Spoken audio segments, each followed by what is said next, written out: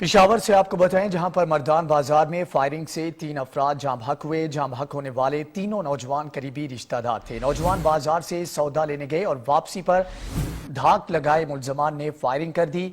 Firing के बाद मुलजमान जाए वकुआ से फरार हो गए, जबकि पुलिस ने मौका पर पहुंचकर कार्रवाई का आगाज कर दिया है। पेशावर में आपको बताएं कि मर्दान बाजार में फायरिंग से 3 अफराद जाँ बहक हुए। जाँ बहक होने वाले तीनों नौजवान करीबी रिश्तेदार थे। नौजवान बाजार से सौदा लेने गए और वापसी पर घात लगाए मुलजमान ने फायरिंग कर दी, जबकि फायरिंग के बाद मुलजमान जाए वकुआ से फरार होने में भी कामयाब हो गए। पुलिस ने मौका पर पहुंचकर कार्रवाई का आगाज कर दिया है और मुलजमान की तलाश का सिलसिला जारी है।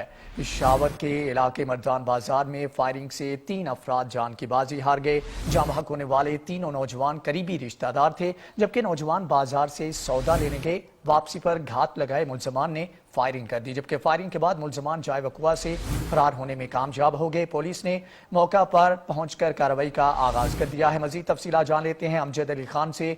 अमजद, बताइएगा पुलिस की जानिब से अब तक क्या कार्रवाई की गई है? तफ्तीश जारी है और अभी जो इस वक्त जो है पेशावर में जो मतली का जो है पेशावर का इलाका आता है, ये फाटा का एरिया था जो इंतजाम शुदा है, वहाँ पे ये कार्रवाई की गई है और वहाँ पे इस वक्त MPA जो है वो भी मौजूद है और जो लोग हैं वहाँ इलाके के जो है वो भी निकले हुए हैं और वो चाह रहे हैं कि पुलिस इसके खिलाफ कार्रवाई करे और पुलिस जो है मुल्जिमान को गिरफ्तार करे। जी अमजद अली, बहुत शुक्रिया, आपने तफसीलात से आगाह